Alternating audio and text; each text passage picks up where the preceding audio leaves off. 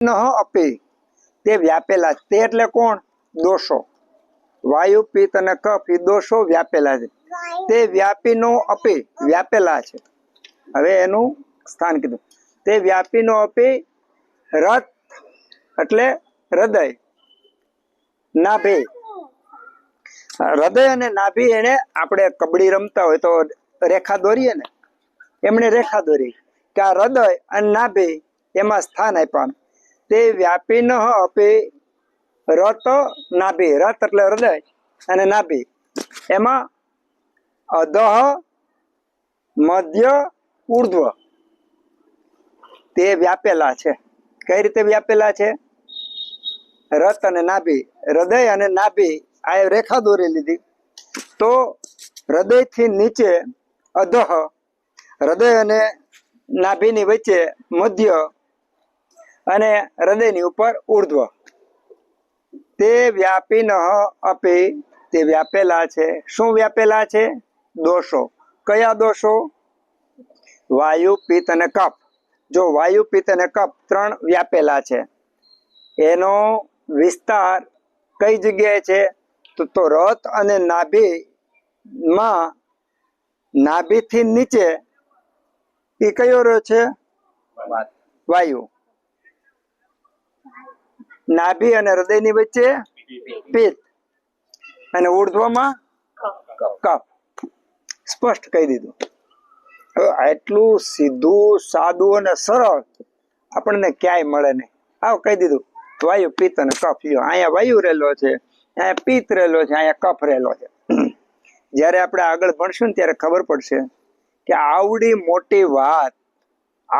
મોટી વાત કે આ વાયુના સ્થાનને પિત્તના સ્થાનને કફના સ્થાન એને સમજવા માટે દિવસો મહિનાઓ ને વર્ષો લાગે એ અષ્ટાંગ ખાલી એક સૂત્રમાં કહી દીધું કે તે વ્યાપીનો અપી રત નાભી અધઃ મધ્ય ઉર્ધ્વ આ રીતે વ્યાપેલા છે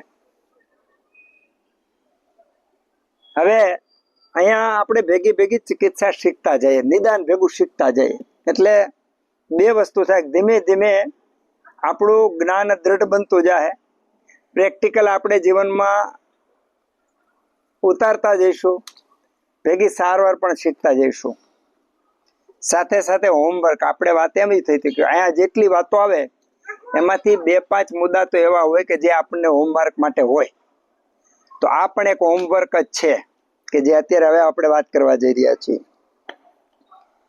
કે અધઃ એટલે કે નાભીથી નીચેના સ્થાન કોનું છે વાયુનું છે હવે નાભીથી નીચેના ભાગમાં કયા કયા અવયવો હોય એ અવયવોમાં કયા કયા રોગો થાય એટલું તો આપણે સહેજે સમજી શકીએ ને સામાન્ય રીતે નાભીથી નીચેના ભાગમાં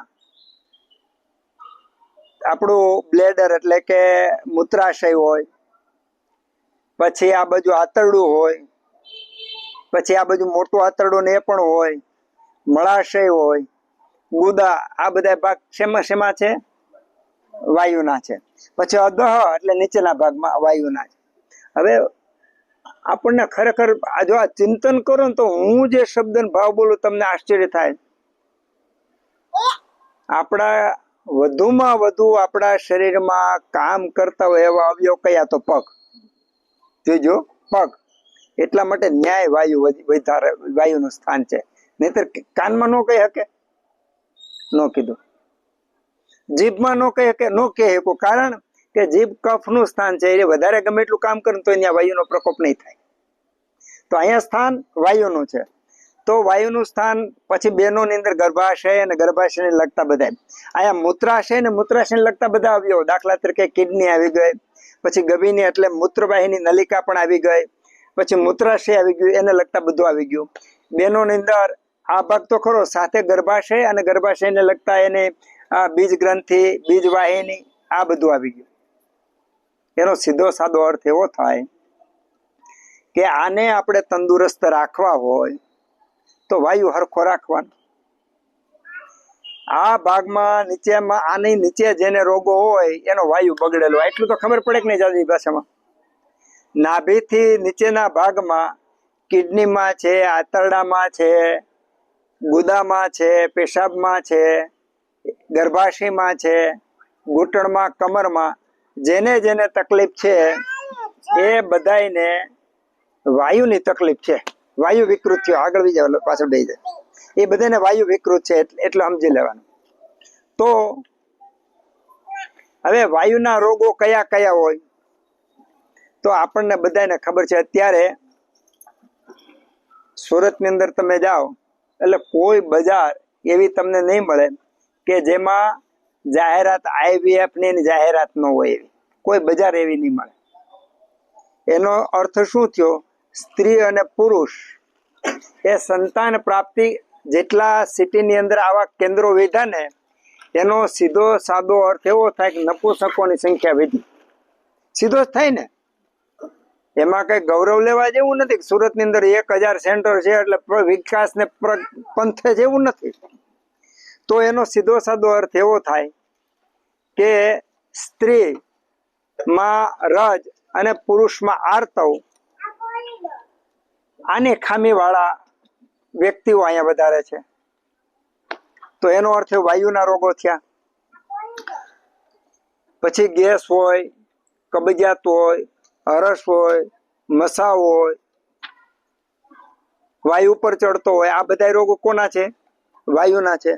કમરનો દુખાવો હોય, ઘૂંટણનો દુખાવો હોય, આ બધા રોગો કોના છે? વાયુના છે. તે વ્યાપીનો અપી રત નાભી અધઃ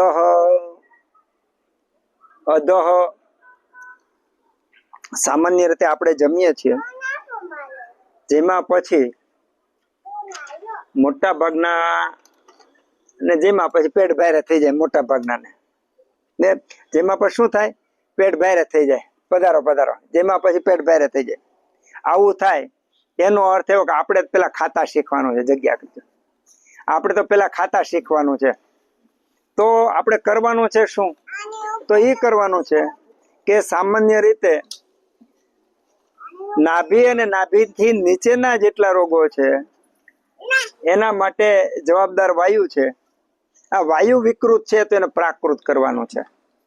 તો પ્રાકૃત વાયુ કેમ થાય? તો પ્રાકૃત વાયુ માટે વાયુના ગુણો આપણે આગળ ભણવામાં આવશે. અને આ ગુણો જેમ જેમ આપણે ભરશું એમ આપણને ખ્યાલ આવશે કે વાયુના આવતા રહ્યો અહીંયા વાયુના ગુણો અને એના કાર્યો શું છે. જ્યાં સુધી ફરજોની આપણને ન ખબર હોય ત્યાં સુધી એને કરેલી ભૂલો, એને ચૂકેલી ફરજો એને આપણને ખ્યાલ નહીં આવી શકે. તો વાયુના ગુણો આપણે આગળ ભણવાના છે, પણ છતાં એક થોડીક આપણે ભેગી વાતો કરી દઈશું એટલે ખ્યાલ આવે કે દોષો શું વસ્તુ છે અને એના કાર્યો શું વસ્તુ છે.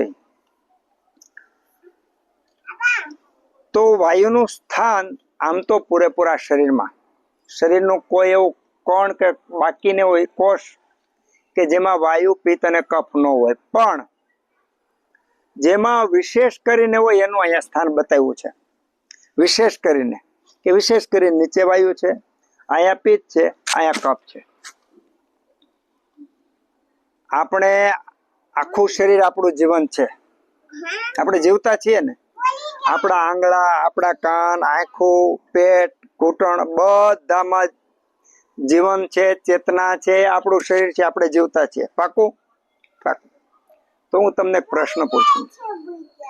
આપણને આખા દિવસ દરમિયાન આખું શરીર યાદ નથી આવતું. ભૂખ લાગે ત્યારે પેટ યાદ આવે, જેમાં પછી પેટ ભારે ત્યારે પેટ ને સેન્સ થાય, વિચારો આવે ત્યારે માથું થાય. તો વધુમાં વધુ જો આપણું ધ્યાન ખેંચાતું હોય તો બે જગ્યાએ ખેંચાય છે, એક તો પેટમાં અને એક માથામાં. ખરેખર તો આખું શરીર છે ને આપણું, પણ આખા શરીરની સંવેદના આપણે અનુભવતા નથી. કારણ બાપા હોય ને, બાપા એને 4 દીકરા હોય, એમાં એક દીકરો છે ને બહુ નબળો હોય, વિચારમાં નબળો હોય, શરીરમાં નબળો હોય, બુદ્ધિમાં નબળો હોય, વિકાસ બહુ ઓછો થતો હોય, તો બાપા 3 દીકરાનું બહુ ધ્યાન નહીં રાખે. જે દીકરો નબળો હોય ને એનું વધારે ધ્યાન રાખશે. એવું હોય ને કે આપણે એનું ધ્યાન રાખજો. શેરીમાં માની લો કે ભાઈ હોય એમાં 2 જણા નબળા હોય ને તો બધા કે ભાઈ ત્યાં 100 રૂપિયા વધારે લખાવજો, એનું ધ્યાન રાખજો. એનો સીધો સાદો અર્થ એવો થાય કે આપણા શરીરમાં જ્યાં આપણું વિશેષ મન જાય છે એ અવયવ બીમાર છે. સમજાણું? જો આ તંદુરસ્ત છે, આપણને સમજાત દેખાતું નથી. આ એકલા સાંગ તંદુરસ્ત છે, આપણને યાદ આવતા જ નથી. તો આપણા કોઈને કમરમાં ધ્યાન જતું હોય, કોઈને ઘૂંટણમાં ધ્યાન જતું હોય, કોઈને માથામાં ધ્યાન જતું હોય, કોઈને છાતીમાં, શ્વાસ વાળાને વધુ બધું ધ્યાન ક્યાં જાય? છાતીમાં જતું હોય. તો જેને એલર્જી હોય વધુ બધું ધ્યાન ક્યાં જતું હોય? નાકમાં જતું હોય. જેને કણું પડ્યું હોય એને ધ્યાન ક્યાં જતું હોય? આંખમાં જતું હોય. પગમાં કાંટો લાગ્યો ધ્યાન ક્યાં જતું હોય? કાંટામાં લાગ્યું હોય. તો જે જગ્યાએ મન ખેંચાય, જે જગ્યાએ તમે ગમે ત્યાં રોકો તે મન જતું રહે, એ અવયવ બીમાર હોય. હવે અહીંથી પ્રકૃતિની રમત અહીંથી ચાલુ થાય છે કે મનને ત્યાં જવા માટેની એક વ્યવસ્થા પ્રકૃતિએ કરી છે. શું કામ કરી છે? એને રિપેર કરવા માટે. આપણા શરીરની અંદર હજારો લાખો વૈદો સતત બેઠા છે. અશ્વિની કુમારો અંદર સતત બેઠા છે. એ તો આપણને ખબર પણ નથી. તો આ તો આપણે ખાલી મનની વાત કરીએ તો મન જે ઇન્દ્રિય, જે અવયવ કે જે અંગ બીમાર હોય ત્યાં દોડીને જાય છે. પણ હવે પરિસ્થિતિ અહીંથી શું ચાલુ થાય છે કે આપણે મજૂરને ખેતરમાં કામે મોકલતા, જાઓ તમે 4 મજૂર જાયજો ને આ કામ કરી નાખજો. આપણે ભેગા જતા નથી. એટલે મજૂર ત્યાં જઈને શું કરે? ખોટે ખોટા બેહે, ટાલ ટપ્પા કરે, સમય પૂરો થઈને પાછા બી આવે. કામ આવે નહીં, તમારે ખર્ચ થાય. જેવું ધણી વગેરેનો મજૂર જે કામ કરે છે, કામ કરવા જ મોકલા છે. તમે પૈસા દે કામ કરવા જ મોકલા છે. પણ ધણી વગેરેના મજૂર કામ કરતા નથી. એ આ મનની સાથે જો આપણી વૃત્તિ ન હોય, આપણે ભેગા ન હોય, તો મન ન્યા જાય અને જે છોડવા નીંદવાના હોય એને રેવા દે અને રાખવાનો હોય નીંદી નાખે છે. આ કામ કોણ કરે છે? મન કરે છે, વિચાર કરે છે. જો ફરી વાર હું રિપીટ એટલે કરવું પડે કે આ મુદ્દો અગત્યનો છે. શરીરની અંદર કયું અવયવ બીમાર છે એ દરેક વ્યક્તિ હાવ નિદાન કરી શકાય એવું છે. કેન્સર થવાનું ને 5 વર્ષ પહેલા, 2 વર્ષ પહેલા, 6 મહિના પહેલા ખબર પડી જાય. જો આ મેથડમાં આપણે જીવતા હોય તો જ્યાં મન ખેંચાતું હોય તો સમજી લેવાનું કે બીમાર પડવાનો છે. ખેંચાતું એમ બીમાર પડવાનો છે, એ એના પૂર્વ રૂપ છે, પૂર્વ લક્ષણો છે. આના માટે થોડો અભ્યાસ જોઈએ. અને આ કામ ખાસ તો વાયુનું છે. વાયુનું કામ શું છે? ચલ ગુણ છે. સંદેશાઓ ની આપલે કરવાનું કામ છે, વાયુનું છે. હવે મૂળ વાત તો એ આપણે સાહેબ એ આવી કે વાયુનું સ્થાન તો અધઃ નાભીની નીચે છે. નાભીની નીચે છે, છતાંય પૂરેપૂરા શરીરની અંદર કોઈ પણ કોષ કે સેલ કે અણુ પરમાણુ એવો બાકી નથી કે જ્યાં વાયુનું કાર્ય ન હોય. એવું નથી. એક સાથે કરોડો કામ એક સાથે ચાલુ છે. શરીરની અંદર કરોડો કામ એક સાથે ચાલુ છે. આપણે કદાચ આખા સુરતના બધા પ્રકારના બધા કારખાના ભેગા કરી દો, બધા માણસોને બધાને ભેગા કરીને જેટલું કામ કરો એના કરતા અનેક ગણું કાર્ય આપણા એક બોડીમાં, એક શરીરમાં ચાલુ છે. સતત ચાલુ છે. પણ જેવી રીતે તમે 10 બાય 10 ની ફૂટની રૂમની અંદર તમે પીડા રહ્યો અને સુરતમાં તમે દર્શન કરવા ન જાઓ તો તમને સુરતનું જ્ઞાન ન થાય. એમ આ શરીરની અંદર ખૂબ બધી ઘટનાઓ એક સાથે, અનેક ઘટનાઓ ચાલુ છે. પણ જ્યાં સુધી અંદર યાત્રા નહીં કરીએ ત્યાં સુધી આ જ્ઞાન થવાનું નથી.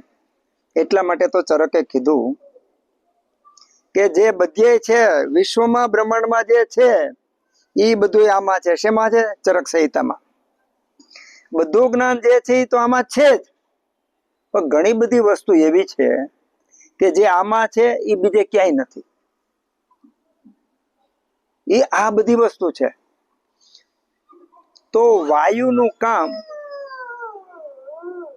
માત્ર નીચેનું તો એનું મુખ્ય હેડ ઓફિસ કહેવાય, પણ પૂરેપૂરા શરીરની અંદર વ્યાપ્ત થયેલું છે. વ્યાપ્ત થયેલું છે એ જોવા માટે આપણે જ્યારે પ્રાણ, અપાન, સમાન, વ્યાન, ઉદાન આ બધા વાયુ જોઈશું ત્યારે ખ્યાલ આવશે કે આપણે ઇન્દ્ર દેવતા, વરુણ દેવતા, નાગ દેવતા, રામ, કૃષ્ણ, હનુમાનજી આ બધા દેવતાઓને સ્મરણ કરીએ છીએ. એને તો આપણે જોયા કે નથી જોયા, પણ આપણી અંદર રહેલા વાયુ, પિત્ત અને કફ એ કેટલા ઊંચા લેવલે કામ કરી રહ્યા છે એનું ખાલી ચિંતન કરતા આવડી જાય,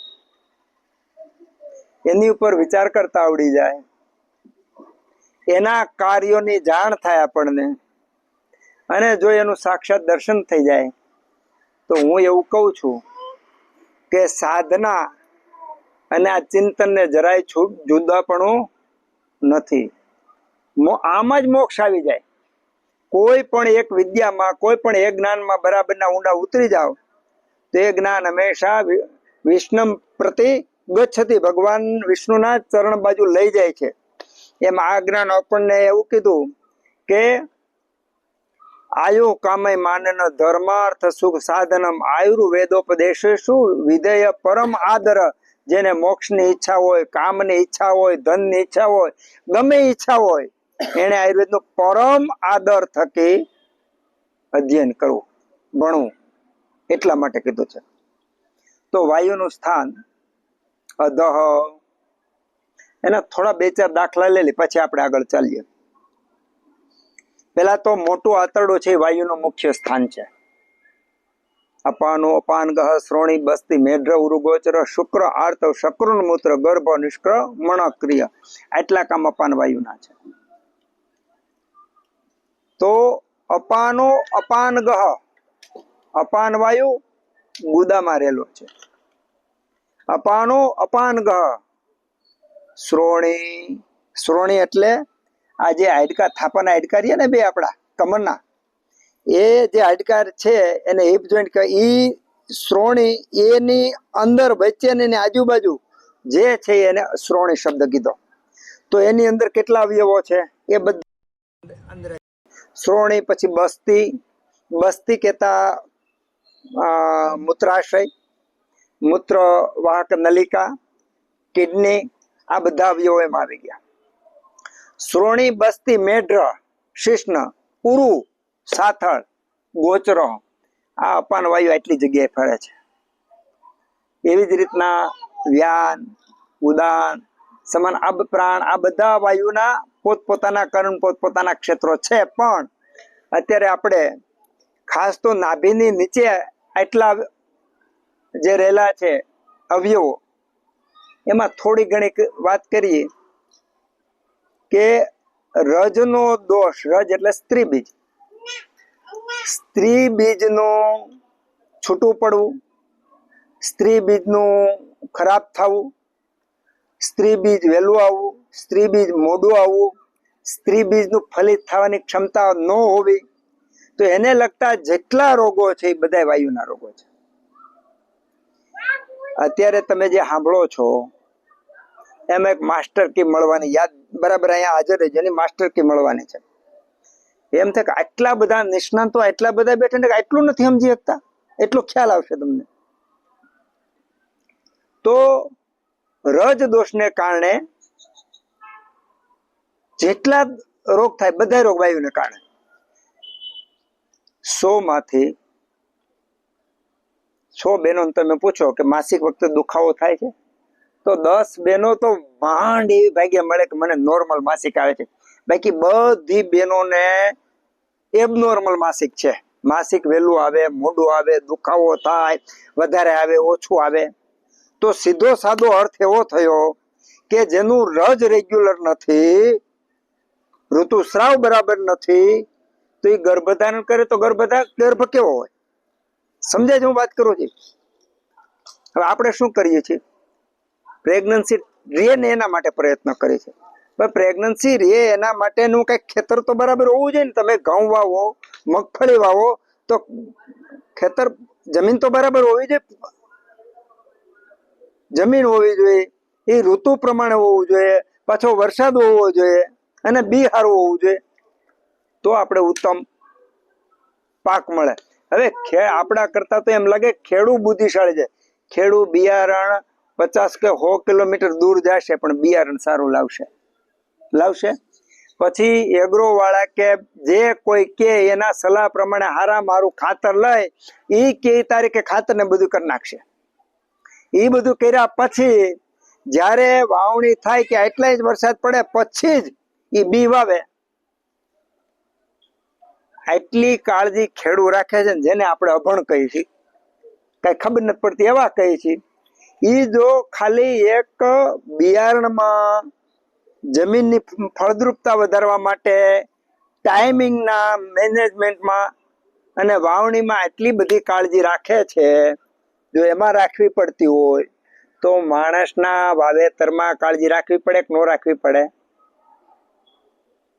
ઉત્તમ બી જોઈએ, ઉત્તમ ક્ષેત્રફળ એટલે ઉત્તમ ગર્ભાશય જોઈએ, બીજમાં સ્ત્રી બીજ અને પુરુષ બીજ શુક્ર બંને આવે એ ઉત્તમ જોઈએ. અને ઉત્તમ કાળ, જો તમે ગમે તે વસ્તુ ગમે ત્યારે વાવો તો નહીં થાય. તરબૂચ જેવા ઉનાળામાં થાય એવા ચોમાસામાં નથી થવાના. કેરી જેવી અત્યારે થાય એવી પછી 12 માસ થઈ આના જેવી નથી થવાની, એવા ગુણ પણ નથી હોવાના. એનો દરેકનો ચોક્કસ કાળ છે. તો કાળ, હવે એક તો સ્ત્રીની ઉંમર ને પુરુષની ઉંમર, એ બીજું મને એક આનંદની વાત એ છે અત્યારે કે અત્યારે નવ યુગલો આયુર્વેદનો પ્રચાર પામી અને ગર્ભ સ્થાપન પહેલા ગર્ભ સંસ્કાર માટે માહિતી લેવા માટે અમારી પાસે આવે છે. એક આનંદની વાત છે કે ભાઈ આ લોકો ત્યાં સુધી તો જાગૃત થયા. બાકી આપણી વૈદિક પરંપરા પ્રમાણે પેલા આગળ જાય ને તો આવું શીખવું ન પડતું, એ વણાઈ ગયેલું હતું. એ આપણે આગળ વાત થઈ ગઈ છે. તો ઉત્તમ કાળ તો જોઈએ, સ્ત્રીની ઉંમર, પુરુષની ઉંમર, પછી કાળ. સામાન્ય રીતે આપણે પેલા શિયાળામાં મેરેજ થતા. હવે શિયાળામાં મેરેજ થતા અને શિયાળો શક્તિ સંપાદનની ઋતુ, કારણ કે ઠંડી હોય, વધુમાં વધુ ભૂખ લાગે, વધુમાં વધુ પૌષ્ટિક ખોરાક ખાઈ શકાય, પચાવી શકાય. તો એ વખતે મેરેજ થતા, ઠંડીમાં મેરેજ થતા, એ વખતે ગર્ભસ્થાપન થતું. અને એ વખતે જે બાળક ગર્ભસ્થાપન થયા પછી એ બાળક પૂરેપૂરું, કારણ કે એ વખતે માતા અને પિતા બંને ખોરાક અને શક્તિને કારણે સંપન્ન હોય. તો ઉંમર, ઋતુ અને કાળ, દિવસ, રાત્રિ, મધ્યરાત્રિ, આ કાળ. હવે હું એક પ્રશ્ન પૂછું. હજી તો હું બોલું છું એનું 8-10 કલાકમાં વિવરણ થાય. અત્યારે વાત કરીને 10-20 કલાકમાં વિવરણ થશે. રજ ઉપર, શુક્ર ઉપર, ગર્ભાશય ઉપર થશે. અને આ બધું જેમ આપણને રામાયણ સાંભળીને જેમ ઇન્ટરેસ્ટેડ છે ને, એમાં બધી વસ્તુ ઇન્ટરેસ્ટેડ છે.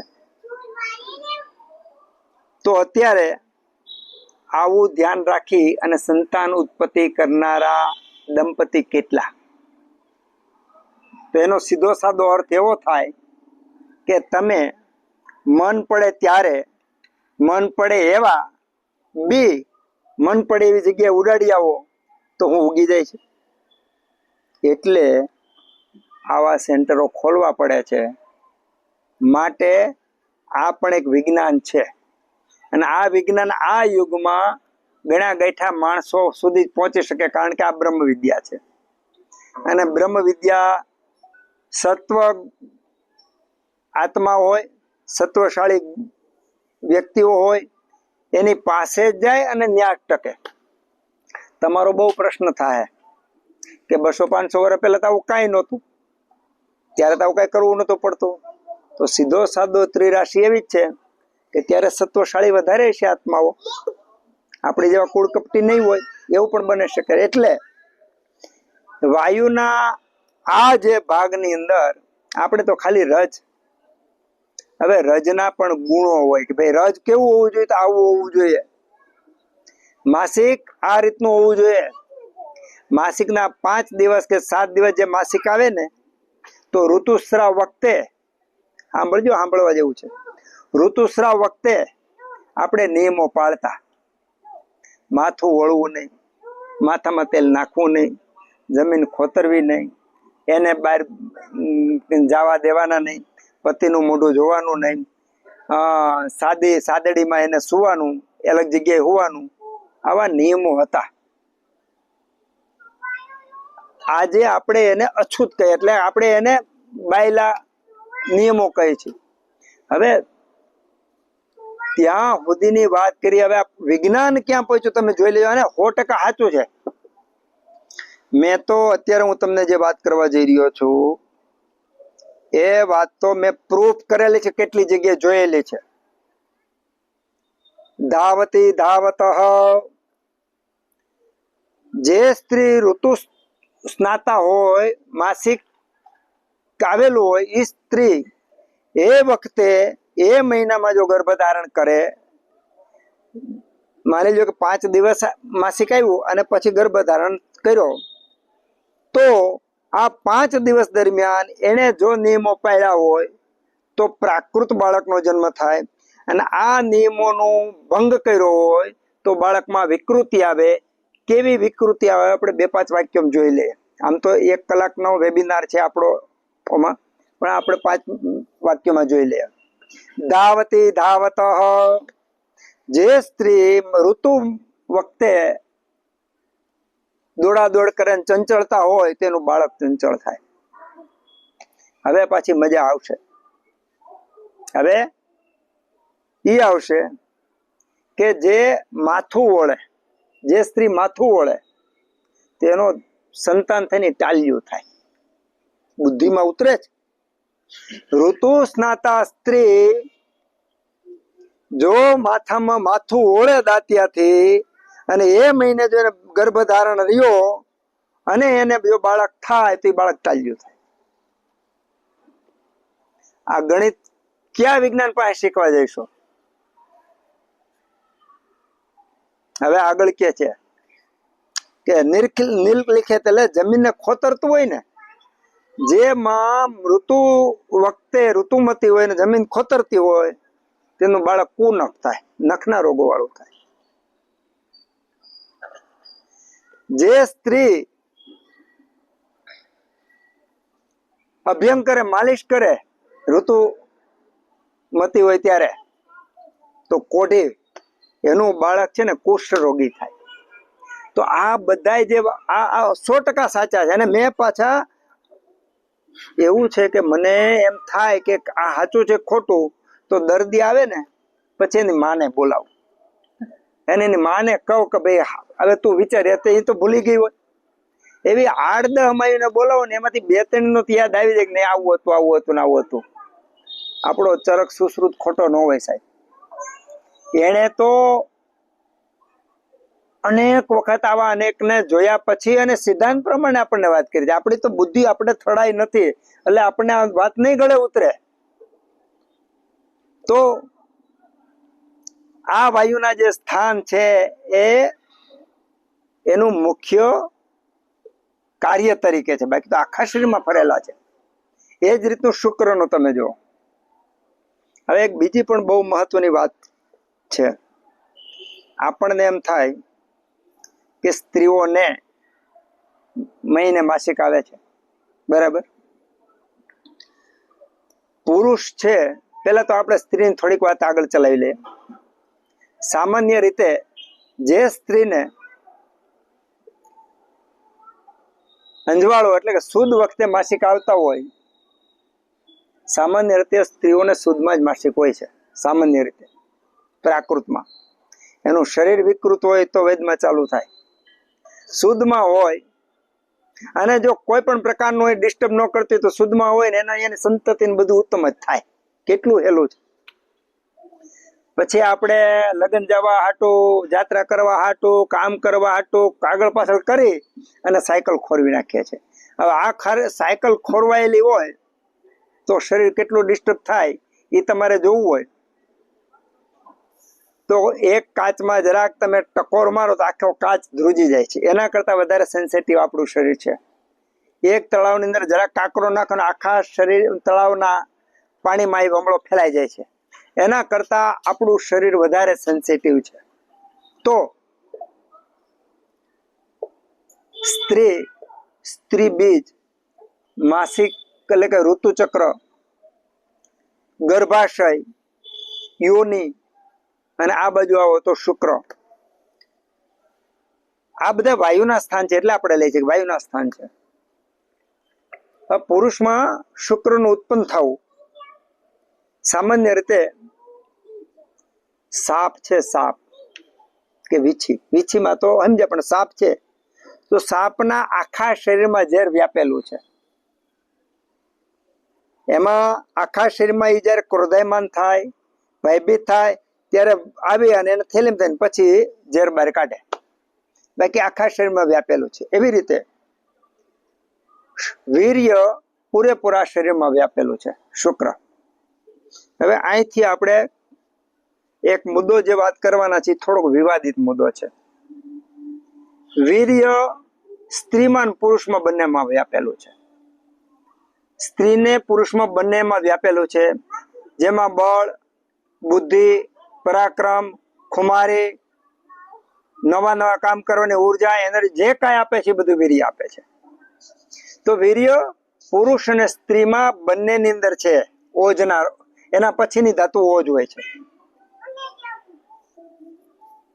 જે ધાતુનું નિર્માણ છે રસ, રક્ત, માંસ, મેદ, અસ્થિ, મજ્જા અને શુક્ર, જે શુક્ર ધાતુ જે આપણે નીકળે છે એ સ્ત્રીની અંદર રજ રૂપે અને એ રીતે આપણને મળે છે. હવે માર્કિંગ કરવા જો આ બધા હોમવર્કના વિષય હું આપતો જાઉં છું. સ્ત્રીને દર મહિને માસિક આવે. હમણાં એક કપલને પંચકર્મ કર્યું અને બહુ સારું પંચકર્મની અનુભૂતિ ખૂબ સારી થઈ. આજે મળવા આવ્યા હતા. મેં કીધું બેન, હવે તું કાચના પૂતળી જેવી હવે ચોખ્ખી દેખાય એ રીતની થઈ ગઈ છો. એટલે માસિક આવે આવવાનું છે તો અગાઉ તને ક્યારે ખબર પડે છે એ જોવાનું. અને માસિક આવતી વખતે શું પ્રક્રિયા થાય, પરિસ્થિતિ, બધું જોતું રહેવાનું અને ખ્યાલ આવે. તો સામાન્ય રીતે મોટા ભાગની બહેનોને તો માસિક આવે તે ખબર પડે કે માસિક આવી ગયું. અથવા કડ દુખી તો 50% બહેનોને તો માસિક આવવાનું છે એટલે કડ દુખી એ ખબર ન હોય. એ તો એને તારીખની ખબર હોય, એના અનુસંધાને અનુમાન કરી લેતી હોય. પણ આ કમર માસિકની દુખે છે એ ખબર હોય. એનો અર્થ એવો થયો કે આપણે આપણા શરીરની સંવેદના સમજવા માટે અભાન અવસ્થામાં જીવીએ છીએ. સીધી વાત છે.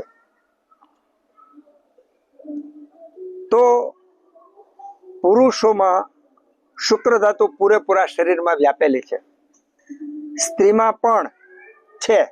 હવે એક સ્ત્રીને દર મહિને માસિક આવે છે અને એને ખ્યાલ આવે છે અને ઋતુની જેમ બહાર નીકળી જાય છે.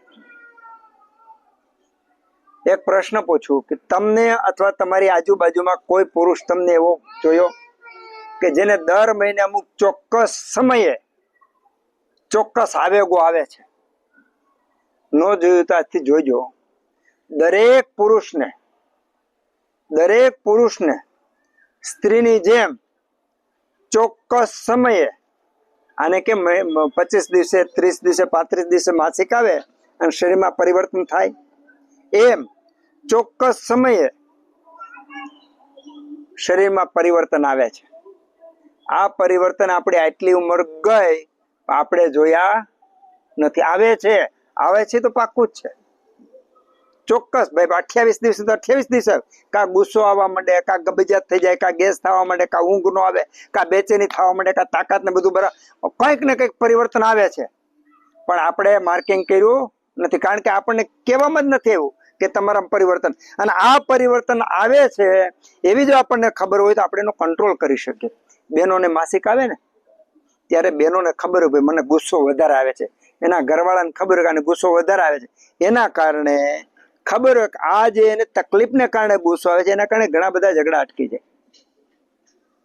એમ પુરુષને જો ખબર હોય કે મને આ ચોક્કસ દિવસે મારા શરીરમાં પરિવર્તન થાય છે, જો આપણને ખબર હોય તો આપણે એમાં એલર્ટ થઈને ઉભા રહીએ અને ઘણી બધી સમસ્યાઓથી મુક્ત થઈ શકીએ. હું બોલું એ સમજાય છે? અત્યારે નહીં સમજાય. જો તમે આનો અભ્યાસ કરશો, ચિંતન કરશો, પોતાના શરીરનું અથવા આજુબાજુમાં અવલોકન કરશો ને તો ખ્યાલ આવશે. કારણ કે આ માત્ર આ ગુરુગમ્ય અવલોકન ચિંતન દ્વારા મળેલી આ વસ્તુ છે. તમને પુસ્તકમાં ક્યાંય નહીં મળે. એક પણ પુસ્તકમાં અત્યારે વાત કરી મળશે નહીં. આ ગુરુગમ્ય વાણી જે છે એ આપણી પાસે એટલે માટે મૂકી કે આવા શરીરની અંદર ખૂબ બધા પરિવર્તનો થાય છે, આપણે જોતા નથી. આપણે એક જ શીખવાનું છે, દર્શન જોવાનું, એક જ શીખવાનું. ઘણા નથી કહેતા તું શ્રોતા બન, જે ઉત્તમ શ્રોતા હોય એ જ ઉત્તમ વક્તા બની શકે, એવું એક કહેવત છે. તો પુરુષની અંદર થતા ફેરફારો, સ્ત્રીમાં થતા ફેરફારો પુરુષ ઘણીવાર જોઈ શકે. માસિકમાં આવવાના હોય ને તો ઘણીવાર એનું ચહેરા ઉપરથી, એના ઓજ ઉપર, આભા ઉપર ઘણીવાર ખબર પડી જાય સામાન્ય રીતે આપણને. પણ અત્યાર સુધી સમાજમાં પુરુષની આવી એક પણ વાત કોઈ સાંભળી નથી, કોઈએ કીધી નથી, ક્યાંય લખેલી નથી. પણ આપણને અત્યારે એક ચિંતન કરવાનો એક નવો વિષય છે, એટલે આ બાબતે આપણે ચિંતન કરશું એટલે ખબર પડશે કે આવું તો આપણે મગજમાં હતું જ નહીં. પણ ચોક્કસ દરેકને થાય, વધતું ઓછું. કોઈનામાં પોઝિટિવ પરિવર્તન આવે છે, કોઈનામાં નેગેટિવ આવે છે. જેવા જેના વાયુ, પિત્ત અને કફ એ દોષો જેવા છે એ પ્રમાણે એ અનુભવ કરે છે, પણ ચોક્કસ સમયે ચોક્કસ અનુભવ કરે છે. હા, તો શુક્ર ધાતુ પૂરેપૂરા શરીરમાં વ્યાપ્ત છે. જેવી રીતે સર્પના શરીરમાં વિષ વ્યાપેલું છે, એવી રીતે પુરુષના શરીરમાં શુક્ર વ્યાપેલું છે. હવે જ્યારે કામનાને કારણે પૂરેપૂરા શરીરની અંદર વાયુથી પ્રેરાઈને, કામ ઈચ્છાથી વાયુ પ્રેરાય અને પૂરેપૂરા શરીરમાંથી શુક્રને ઉત્તેજિત કરે છે. જે આ પ્રક્રિયા છે પણ કોણ કરે છે? વાયુ કરે છે. મહત્વની વાત એ છે કે સ્ત્રી અને પુરુષ એના મૈથુન સાથેનું જે બાળક છે એ બે સંવેદના સાથેનું બાળક છે. સ્ત્રીની સંવેદનાની ઉત્કૃષ્ટતા હોય, પુરુષના સંવેદનાની ઉત્કૃષ્ટતા હોય. અને એને તમારે બહુ સારી રીતે સમજવું હોય ને તો ઓશોને સાંભળો તો ખબર પડે કે સંભોગ સમયે સ્ત્રી અને પુરુષની અવસ્થા શું હોય, ધ્યાનની અવસ્થા હોય, એમાં કાંઈ ઘટે નહીં, એ અવસ્થા બેની હોય. હવે એ અવસ્થામાંથી, ધ્યાન અવસ્થામાંથી, સ્થિર અવસ્થામાંથી, શૂન્ય અવસ્થામાંથી, જ્યાં તમારું કાંઈ નથી, સ્વાર્થ, રાગ, દ્વેષ કશું જ નથી, આ સ્ત્રી અને પુરુષ બે શૂન્ય છે. બે શૂન્ય વખતે જે કામ થતું હોય કેવું થાય, અને એ ગર્ભની સ્થાપના થાય તો એ ગર્ભની સ્થાપના થઈ ઉત્તમ થાય. એની જગ્યાએ હવે આપણે આઈવીએફ સેન્ટરમાં બીજે જઈએ તો આ મળે સંયોગ. જો આ સંયોગ નહીં મળે તો જે સંવેદના રજમાંથી આવી, જે સંવેદના શુક્રમાંથી આવી, એ બેની સંવેદનાને કારણે એક નવું એક વાતાવરણ ઊભું થયું, એ પછીના બાળકને ક્યારેય મળવાનું નથી. અને આપણે આગળ આનો વ્યાપ વધારવા માટે આપણો સિંહ ફાળો છે. એટલે આપણે આવી નાની નાના કાર્યક્રમો કરવા પડે છે, જાગવા માટે, જગાડવા માટે. કે હવે પછી જો પ્લાસ્ટિકના માણસો પેદા ન કરવા, પ્લાસ્ટિકના એટલે કે રોબોટ જ કહેવાય ને, કે જેમાં સંવેદના નથી ને રોબોટ કહેવાય. તો સંવેદના વગરના માણસો ઉત્પન્ન ન થવા દેવા હોય તો સ્ત્રી અને પુરુષમાં બરાબરનું રજ અને આ તો મજબૂત કરવા પડે, શુક્ર મજબૂત કરવું પડે, અને એ સંયોગથી જ ગર્ભધારણ થાય. તો એ સારી અને સાચી રીત છે. બરાબર. તો આ તો રજની અને શુક્રની નાની વાત કરી આપણે. એના કારણે ગર્ભ સ્થાપન થાય, ગર્ભ ટકે, ગર્ભ વારે વારે સરી જાય, ગર્ભ વિકૃત થાય, બે ગર્ભ થાય, ગર્ભ નું ટાઈમે ડિલિવરી ન થાય, બધા પ્રોબ્લેમ વાયુને આધારે છે. બધા પ્રોબ્લેમ વાયુને આધારે છે, કારણ કે વાયુ છે. આ સ્થાનમાં કોણ છે? વાયુ છે. એટલે આ આપણે હવે રજ અને શુક્રની વાત એક બાજુ મૂકીએ. હવે આપણે મળાશયમાં આવીએ. કબજિયાત થાવી, ગેસ થાવો, આંતરમાં ગાંઠું થાવી. હવે આની ગંધ ઉપર આવે વિશિષ્ટ. ઘણા બધાને મળની ગંધ મોઢામાં આવતી હોય. એનો અર્થ શું થયો? કે મોટા આંતરડામાં જે ગેસ ઉત્પન્ન થાય છે, વચ્ચે બે વાલ આવી ગયા, પાયલોરિક ને બે વાલ આવી ગયા. એ વાલ પણ કામ ન કરતા હોય, ત્યાંથી ગેસ ઉપર આવી અને મોઢામાં આવે છે. તો એનો સીધો સાધો અર્થ એવો થયો કે આ વાયુ બગડ્યો. આ વાયુ બગડ્યો એના પરિણામે એ ઉદાવર થયો. આંતરડાનું કેન્સર થવું, પાચન બગડવું, ગેસ રોકાવો, કબજિયાત થાવી, મસા થવા, ફિશર, બગંદર, આ બધા રોગો કોના છે? વાયુના સ્થાનના છે. જો વાયુ બરાબર હોય તો આ રોગો થાય જ નહીં. કમરનો દુખાવો, 10 દર્દીમાંથી 5 દર્દી તમને કમરના દુખાવાના મળશે. 10 માંથી 5 કમરના દુખાવાના મળશે. હવે આપણે સ્થૂળ શરીરની, આપણને આવડે હું સ્થૂળ શરીરની સારવાર કરતા આવડે, એટલે આપણે શું કરીએ? સાહેબ છે તો એને ફિઝિયોથેરાપી કરાવે, ડોક્ટર છે એને કેલ્શિયમની દવા ને એવું બધું આપશે, આયુર્વેદ વાળા અશ્વગંધા ને એવું બધું આપશે. પણ ખરેખર તો શેના કારણે થયું છે? તો વાયુનું સ્થાન છે.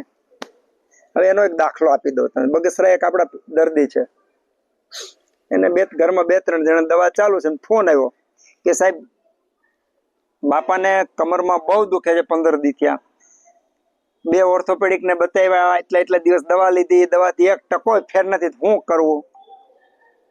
હિસ્ટ્રી લીધી, તેને ડાયાબિટીસ ના તેને ઘણું બધું છે. એટલે મેં કીધું કાંઈ વાંધો નહીં, એને એક કામ કરો, તમે બસથી ચાલુ કરી દો. કારણ કે દવા ચાલુ મારી ફાઇલ પર એની ભેગી છે, એટલે એમાં બસથી કેમ લેવી એની બધી રીતો છે. તો બસથી ચાલુ કરી દો. એને બસથી ચાલુ કરી. કાલે આજ ગઈ રાત્રે જ બસથી આપી, માત્ર બસથી. આજે હવે ફોન મને કે સાહેબ 5% સારું છે. જે ડોક્ટર 1% સારું નહોતું, તો રાજી સાહેબ 5% સારું છે. અને આ આપણી કાર્યક્રમ દરરોજ પાસ નિયમિત જો મોડું મુકાણું હોય ને તો એમ કે સાહેબ તમારો હજી આવ્યો નથી ફોન. આવા આપણે તમે જોવો એના કરતા ઓછામાં ઓછા 100 જણા રેગ્યુલર આ વિડીયો જોવા વાળા છે. એટલે આ કાંઈ એટલા આપણા પૂરતું મર્યાદિત નથી. તો 5% ફેર થયો. ખાલી 30 ml તેલ ગુદામાં ચડાવ્યું અને બીજે દિવસે 5% ફેર. અને મેં તો દર્દી જોયું નથી, મને ખાલી કીધું. એટલે આપણને તો જેમ કેમ કોઈક ને કે ભાઈ આમ કર્યો તરત કે ભાઈ તો હળદર લગાડી દે, પડ્યું હોય કે તો આમ કરી નાખ, એમ અંદરથી ભાવ થયો એટલે આપણે ચીંધી દીધું હોય ભાઈ આમ કરો. તો એનું કારણ શું?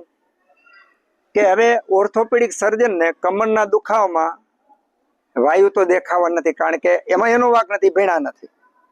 આપણે જે વાત કરી રહ્યા છીએ એ વાત સૂક્ષ્મ લેવલની છે. હવે વાયુ એટલે ખાલી આ વાયુ જ નહીં, બહુ સૂક્ષ્મ લેવલની વાત છે. તો વાયુમાં આપણે જેમ જેમ આગળ જાવું ને એમ વાતો કરશું. અને વાયુ પર કોઈ બહુ ઊંડું ઉતરવું શીખવું હોય ને તો ગાયત્રી પરિવાર, રામ શર્મા આચાર્ય, પ્રાણ ભીતરની ઉર્જામાં એવું કઈક એને પ્રાણ ઉપર એને પુસ્તક લખ્યું સાહેબ, આટલું જાડું છે. ખબર પડશે કે આ વાયુ શું વસ્તુ છે ને પ્રાણ વાયુ શું વસ્તુ છે. તો 30 ml તેલે 5% સારું કરી દીધું. તો મારું કહેવાનું એમ છે કે આપણે આમાં કોઈ પણ રોગ હોય, આંતરડાના હોય, બાળકના હોય, રજના હોય, શુક્રના હોય, કમરના હોય, ઘૂંટણના હોય, કોઈ પણ રોગ હોય તો વાયુ બગડે તો જ થાય, બાકી થાય નહીં. આપણા ઘરમાં સામાન્ય રીતે જો 5 ભાઈઓમાં 1 ભાઈ કોઈને મદદ કરે ને તો જ બાકીના આપણા ઘરમાં ઘૂસી શકે, ચોરી કરી શકે, આપણે ભંગ પાડી શકે, બાકી પાડી શકે નહીં. એમ આ વાયુનું સ્થાન છે. વાયુના સ્થાનમાં પિત્ત કે કફ આવે, પણ જો વાયુ પ્રાકૃત હોય તો એને આવવા દે ને નોને પ્રાકૃત રાખે. વાયુમાં તાકાત છે પાછી, એક કલેક્ટર જમાદારને હરખા રાખી શકે કે ન રાખી શકે, એમ વાયુ છે એ બધાને સરખા રાખે. તો વાયુ જ્યાં સુધી પ્રાકૃતિક ત્યારે પિત્ત કફને બગડવા નહીં દે. હવે એના ઉપરથી એક બીજી વાત મારે કહેવાની મન થઈ જાય છે. આપણે મનના વિચારો કરીએ છીએ. હું પગ હલાવું છું, એને સંદેશો આવા લાવવાનો માર્ક બેસે એકાએક આપણે લઈ લે. હાલા જતા હોય ખબર ન કાંટો લાગો ને તરત જ આપણે મોઢું એક બાજુ લઈ લઈએ છીએ. કાંકરો ઉડતો હોય અને કાંકરો આંખમાં પડે એ પહેલા તો આપણે આંખ મીચી જાય છે. આ બધી જે ક્રિયાઓ કરે છે કોણ કરે છે? વાયુ. વાયુ એટલું બધું કામ કરે છે. તો આ સ્થૂળ અને સૂક્ષ્મ જે વાયુ છે એ વાયુ એનું વિકૃતને પ્રાકૃત કેમ કરી શકાય? જો એટલું આવડી ગયું તો વાયુના બધા રોગો મટી જાય. આપણને સ્થૂળ રીતે વાયુના 80 રોગો, પિત્તના 40, કફના 20.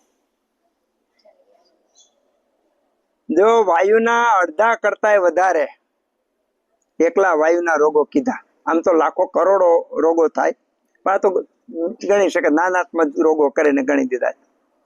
તો એનો સીધો સાદો અર્થ એવો થાય કે ખાલી એક વાયુ પર કામ કરતા આવડી ગયું ને તો બધાય રોગો ધીમે ધીમે શાંત થવા માંડે. તો એનું એક સૂત્ર અત્યારે આપી દઈએ. એનું સૂત્ર આપી દઈએ કે વાયુના રોગો થાય શા માટે અને એને કંટ્રોલ કેમ કરવા, એને રોગને દૂર કેમ કરવા. આ બે વાત આપણે જાડી ભાષા મૂકીએ, પછી એની ઉપર આપણે વિચાર વિમર્શ કરશું. પછી જે શબ્દોની વાતો કરશું, તમારા પ્રશ્નો હશે એનું કરશું. બધા પ્રશ્નો લાવ્યા છે, હું અપેક્ષા રાખું. નો લાવ્યો તો 2-5 મિનિટમાં તૈયાર કરી રાખે.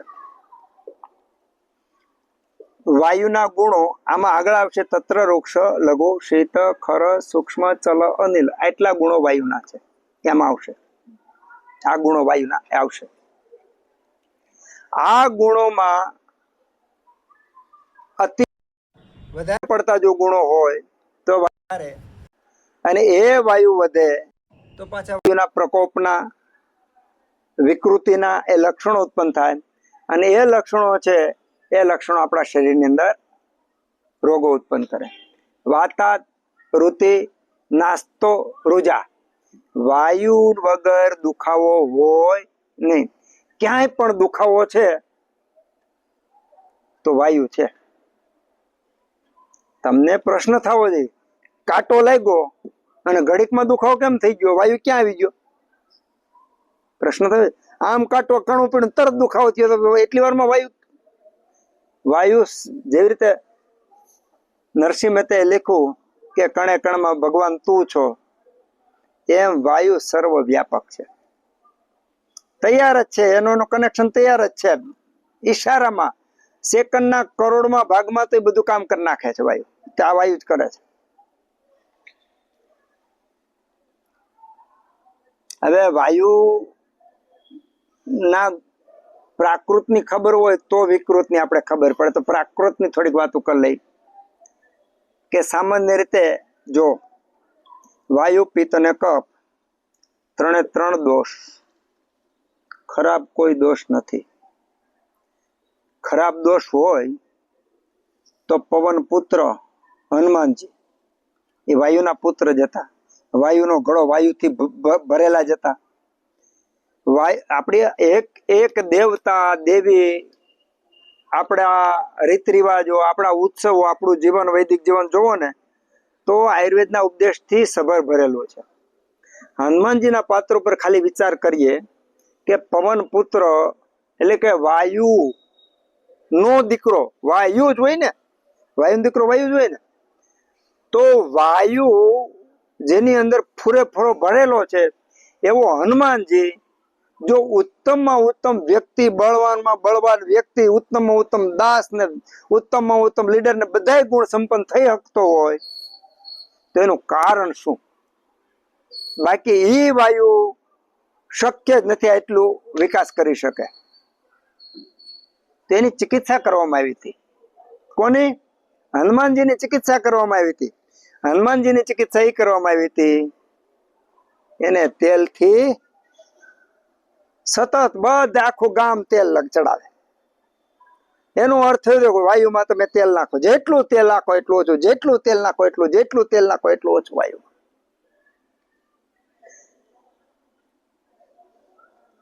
ગામના પાદરમાં હનુમાનજી હોય તો હનુમાનજીની જે સારવાર કરે ને એ સારવાર વાયુ વાળા કરે, એટલે કોઈને ડોક્ટર પાસે જવું ન પડે. હવે સિંદૂર, સિંદૂર એ પરમ વાતનાશક છે, પણ એ તો પથ્થર ઉપર આપણે સીધો લપેટી શકીએ, એનું શોધન મારણ કરવું પડે, પણ શોધન મારણ કરે તો એ પણ ઉત્તમ વાતનાશક છે. પછી આકડો ઉત્તમ વાતનાશક. જો હનુમાનજી એવા વાયુનો ગોળો હતો, વાયુના પુત્ર હતા, તો પણ યોગ્ય સારવાર એટલે કે યોગ્ય સેવનથી એનામાં બળ, બુદ્ધિ, પરાક્રમ ને યશ ને બધું પૂરેપૂરું પ્રાપ્ત થયું. એનો અર્થ એવો થયો કે વાયુ પોતે ખરાબ નથી, પણ જેનામાં વાયુ છે એનામાં એને હાચવતા આવડતો નથી. વાયુ ન હોય તો માણસ મૃત્યુ સમાન છે. વાયુ વગરનો, વાયુ વિકૃતિ વાળો માણસ છે ને, એ પોતે સતત પોતાની જાતને દુઃખી સમજતો હોય. અને એ જ વાયુ જો યોગ્ય દિશામાં ગતિ કરતો હોય તો એ જ વાયુ વાળો માણસ છે એ પૂરેપૂરો ગુણોથી સંપન્ન હોય. તો વાયુ, પિત્ત અને કફ ત્રણમાંથી કોઈ દોષ ખરાબ નથી. અને બીજું કોઈ પણમાં એક દોષ હોય નહીં, બધામાં ત્રણે ત્રણ દોષ હોય જ, પણ વધતા ઓછા હોય. એટલે અધઃ નાભીથી નીચેના ભાગમાં વાયુ રહેલો છે. વાયુની અંદર આ અવયવો રહેલા છે, કમર છે, સાથળ શક્તિ, સાથળ છે. હવે ઘણા દર્દીઓ, એમાં ખાસ અમારે શિયાળો પૂરો થાય અને વસંત ચાલુ થાય, અને વસંત અને ગ્રીષ્મના સંધિકાળમાં આ દર્દીઓ ખાસ આવે કે જે શું કે ખબર છે, હાડકાની અંદર દુખે છે. ક્યાં? આ સ્નાયુ, સ્નાયુની અંદર હાડકા, અને હાડકાની અંદર એને દુખે છે. દર્દીઓને ખરેખર દુખતું હોય, વિચાર કરી લો. હવે ડોક્ટર ઊંધો ચતો થાય ને તો આ સમજાય નહીં કે હાડકાની અંદર દુખે છે, આમ દુખતું હોય, પાકું છે. એને આયુર્વેદમાં મજ્જાક્ષય કીધો. મજ્જાક્ષય વાત વૃદ્ધિ, વાત પ્રકોપને કારણે મજ્જાક્ષય થાય. હવે ત્યાં કઈ ઇન્જેક્શન ભરીને મજ્જા ધાતુને તો આપણે એડ કરી શકવા નથી. તો જેવી રીતે હનુમાનજીની ચિકિત્સા કરવામાં આવી અને વાયુનું શમન થયું અને વાયુ પ્રાકૃત થયો, એવી રીતે વાયુની પ્રાકૃતિક રીતે ચિકિત્સા જો કરવામાં આવે તો આ જ હેરાન કરતા વાયુ, આ જ નિષ્ફળ જાતા કપલો કે જે ગર્ભધારણ નથી કરી શકતા, કે જે ગર્ભધારણ થયા પછી વારંવાર પ્રસૂતિ, જે હેબિચ્યુઅલ એબોર્શન કહેવાય, તો આ બધા રોગનો એક જ ઉપાય છે, એક જ ઉપાય છે. શું? વાયુનું શમન અને વાયુને યોગ્ય રસ્તો આપો. કેટલું કેટલું હેલું છે, વિચાર તો કરો. હું તો એમ કહું, ખાલી વાયુ ઉપર આપણે જો 1 વર્ષ ભણી લઈને, 1 વર્ષ વાયુ ઉપર, ખાલી વાયુ ઉપર, બીજું કઈ નહીં કરો, ખાલી વાયુ ઉપર વાત કરી લઈ, તો પછી કદાચ ગમે એવો ખેરખા મોટો આવે તમારી પાસે, વિજ્ઞાન આવે, તો એને આની બારી વાત, એની વાત જાય ને સિદ્ધાંતની બારી એ નહીં. આ વાત કોઈને સમજાણી ન હોય પાછી, કે વાયુને કારણે માસિક વેલા મોઢું આવે, વાયુને કારણે માસિકનો દુખાવો થાય, વાયુને કારણે ગુસ્સો આવે, વાયુને કારણે આમ શરીર ઢીલું ગારા જેવું થઈ જાય, વાયુને કારણે પેડુમાં દુખાવો થાય, વાયુને કારણે શીઘ્રસ્ખલન થાય શુક્રનું, વાયુને કારણે બાળકું ટેઢું મેઢું થાય, વાયુને કારણે વહેલી પ્રસૂતિ થાય, વાયુને કારણે પ્રસૂતિ જ ન થાય, દુખાવો જ ન પડે. આ બધા વાયુના ગુણો છે. અને એ વાયુને હવળો કેમ કરવો? ગીતાનો 15મો અધ્યાય, બોલો દાદા શ્લોક. ઉર્ધ્વ મૂલમ અધઃ શાખમ અશ્વસ્થમ પ્રાહુરવ્યમ છંદાંસી યસ્ય પર્ણાની યસ્તમ વેદ સ વેદવિત. એમાં શું કીધું? ઊર્ધ્વ મૂલમ અધઃ શાખમ. જેવી રીતે એમાં વર્ણન કર્યું છે કે આ સંસારનું વર્ણન કર્યું. સંસારમાં સામાન્ય રીતે પીપળાના મૂળ નીચે હોય અને ડાળી ઉપર હોય ને પાંદડા એ રીતે ફેલાયેલા હોય. જ્યારે સંસારનું જે કાંઈ આખું ચક્ર બતાવ્યું એમાં ઊર્ધ્વ મૂલમ, જેના મૂળ ઉપર છે એ રીતનું બતાવ્યું છે. એમ વાયુની ગતિ સામાન્ય રીતે ઉપર હોય. અત્યારે આપણે વાયુ કરો તો વાયુ ઉપર જાય કે ન જાય? વાયુ ઉપર જાય. વાયુની ગતિ ઊર્ધ્વ હોય, પણ આ શરીરમાં વાયુની ગતિ અધો હોવી જોઈએ. જો વાયુની ગતિ અધો હોય, નીચે વાયુ બરાબર કામ કરતો હોય, તો એ માણસને કોઈ રોગ થાય નહીં. જો વાયુ રોકાય, જો વાયુ ઉપર ચડી જાય તો રોગ થાય. હવે એ વાયુ પ્રાકૃત પોતાની રીતે કર્મ કરવા માટે, યોગ્ય કર્મ કરવા માટે પૂરા શરીરમાં ફરે છે. પણ એ યોગ્ય કર્મમાં વિકૃતિ હોય અને જો ઉપર ચડતો હોય ને તો એ રોગ કરે, વિકૃત વાયુનો. તો સંસારની અંદર વાયુ ઉપર જાય એ પ્રાકૃત છે, શરીરમાં વાયુ નીચે જાય પ્રાકૃત છે. કોઈને અમર થવું હોય ને, કોઈ મરવું જ ન હોય, એના માટેનું એક સૂત્ર આપી દો, અમરતાનું, અમર થવાનું સૂત્ર. કોઈને એમ થાય મારે મરવું જ નથી, સૂત્ર આપી દો. મૃત્યુ તો જ આવે, મૃત્યુ તો જ આવે એક વાયુનો રોધ થાય અથવા વાયુ વિકૃત થાય તો, અને અગ્નિનો નાશ થાય. આ બે ભેગું થાય તો ને માત્ર તો જ મૃત્યુ, બાકી મૃત્યુ આવે જ નહીં. હું બોલું સમજાય છે? હવે તમારે અમર થવું હોય તો આ સીડીએ મંડો ચડવા, મરી જ નહીં કોઈ દી. વાયુ નું અનુલોમન અને અગ્નિનું પ્રદીપન, આને જીવન કહેવાય. વાયુનું પ્રતિલોમ અને અગ્નિ મંદ એટલે અગ્નિ નાશ, આ મૃત્યુ. તો એનો સીધો સાદો અર્થ એવો થયો કે શરીરની અંદર સર્વે રોગો અપી મંદાગ્નો, એવું સૂત્ર છે. બધા રોગો અગ્નિમંથાઈને કારણે, અગ્નિમંથાઈને કારણે રોગો છે. અગ્નિ ગયો તો મૃત્યુ.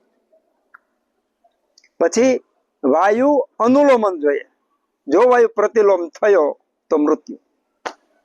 તો એનો સીધો સાદો અર્થ થાય કે આ વાયુ જો હાચવો તો હનુમાનજી બનાવે, અને આ વાયુ જો બગડ્યો તો આપણને ક્યાંય ના ન રહેવા દે. તો વાયુને હાચવા માટે આપણે એક દર્શન કર્યા હનુમાનજી દાદાના, થોડા ઘણા પ્રેક્ટિકલ આપણે કરી લઈએ. મેં કીધું તું ને ઈશારો કરજો તમારો, જોઈજો. હા, કહું તો કયો છો તમે? હા, શાસ્ત્રીજી આવ્યા એટલે એમ થાય કે હાલો થોડીક હવે કરીએ. હા, તો પ્રેક્ટિકલી થોડીક વાતો કરી લે. આ બધું હોમવર્કમાં જ છે ભાઈ, એટલું સમજજો. આ હોમવર્કમાં જ છે. હવે આ વાયુને કંટ્રોલ કેમ કરી શકાય, આગળ વિસ્તૃત આવશે જ. હજી આપણે બાળ મંદિરમાં ભણીએ છીએ એટલે જિજ્ઞાસા તો હોય, પણ જો બાળ મંદિરમાં હરખા ભણશું તો પ્રાથમિકમાં આવશું, તો હાઈસ્કૂલમાં જાઉં, તો કોલેજમાં જાઉં, તો પૂર્ણ પામશું. એટલે આ એ લેવલનું છે. તો વાયુને જીતવા માટે સૂત્ર આપ્યું છે. અત્યારે આ અષ્ટાંગ કાર્ય છે ને, બહુ મજા આપણને એ આવે છે. મને બીક પણ લાગે છે ને મજા આવે છે. બીક શું લાગે છે? આવડી મોટી વાત આ 3 શબ્દોમાં દઈ દે. કેમ સમજા હે? આવડી મોટી વાત આ 3 શબ્દમાં દઈ દે. તે વ્યાપી નો પી રત્નાભી અધ મધ્ય ઉર્ધ્વ, 3 શબ્દો વાત કરી દીધી. કેવડી મોટી વાત છે. કે એ એક તકલીફ થાય કે આ સમજા હે કેમ બધા? આનંદ ઈ છે કે આને આ અષ્ટાંગકારની બુદ્ધિ કેવડી છે કે આવડી મોટી વાત એને 3 શબ્દો મૂકી દીધી, એક સૂત્રમાં મૂકી દીધી. તો વાયુને જીતવો હોય તો શું કરવાનું? તો વાયુને જીતવું હોય તો હાવ આદિ ભાષામાં તથા તૈલમ ઘૃતમ મધુ, તથા તૈલમ ઘૃતમ મધુ. વાત, પિત્ત અને કફ, તૈલ, ઘૃત ને મધુ. વાતમાં તૈલ, પિત્તમાં ઘૃત અને કફમાં મધુ. તાળો મળે છે. વાયુ, પિત્ત અને કફ, બરાબર. વાયુ, પિત્ત અને કફ એની ચિકિત્સા હું, વાયુની ચિકિત્સા તેલ, પિત્તની ચિકિત્સા ઘી અને કફની ચિકિત્સા મધ. આવેલું.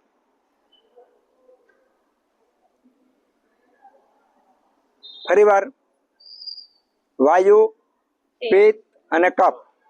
વાયુ, પિત્ત અને કફ, તેલ, ઘી અને મધ.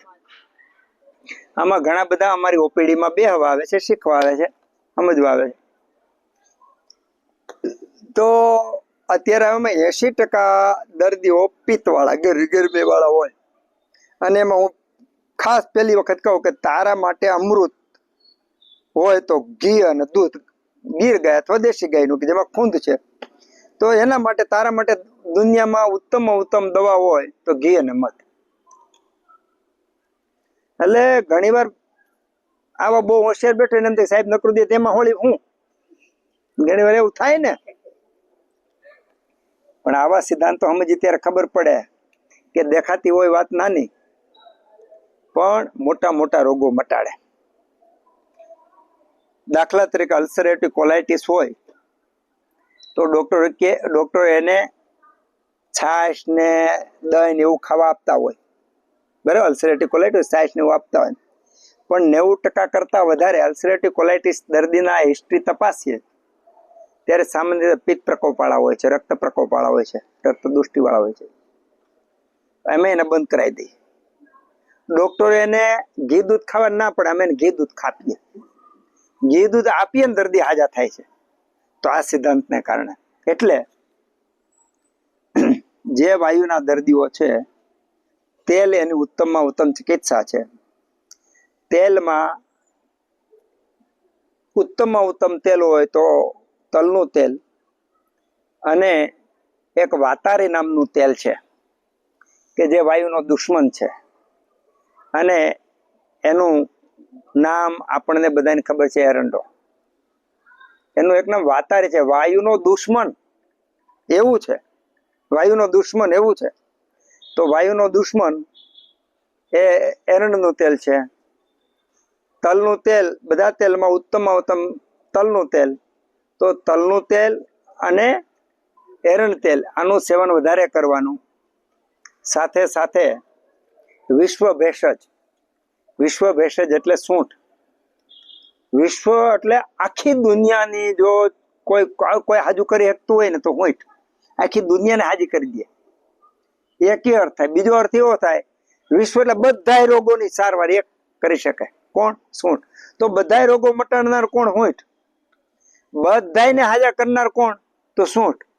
તો આ સૂંઠ અને એરંડિયું તલ તેને આટલું જો આપણને વાપરતા આવડી જાય તો જેવી રીતે હનુમાનજી એક એનામાંથી અને ત્યાં સુધી કામ કરી શક્યા, તો એ જ હનુમાનજીનું નિરૂપણ આપણામાં થઈ શકે. એટલે આપણે ખાસ કરી અને વાયુનું સ્થાન, વાયુના થોડા ઘણા કર્મો, કાર્યો અને એની સામાન્ય ચિકિત્સાની વાત કરી. આવતી વખતે આપણે પિત્તનું સ્થાન, કફનું સ્થાન એની ઉપર વાત કરશું. રાજેન્દ્ર શાસ્ત્રીજી આપણી વચ્ચે પધાર્યા છે. ખરેખર વિશ્વ લેવલના શાસ્ત્રીજી છે કે જેમણે ગીતાજી ઉપર એટલું કામ કર્યું છે કે આપણી તો બુદ્ધિ ન લે, આપણે તો કંઈ એને વિષાત્માં નથી. અને મારા અહોભાગ્ય છે કે પરમ મિત્ર છે. અને મને સામેથી ફોન કર્યો, સાહેબ જ્યારે જ્યારે આપણો પાઠ ક્લાસ છે ત્યારે હું વિદ્યાર્થી તરીકે આવીશ કે મેં કે શાસ્ત્રીજી તરીકે નથી નામ લખાયું કે. હવે આ વિદ્યાર્થી અવસ્થાની નિશાની છે, આ એના લક્ષણો છે. એટલે આવા ઋષિતુલ્ય આત્માઓ આપણને હંમેશા બળ આપે.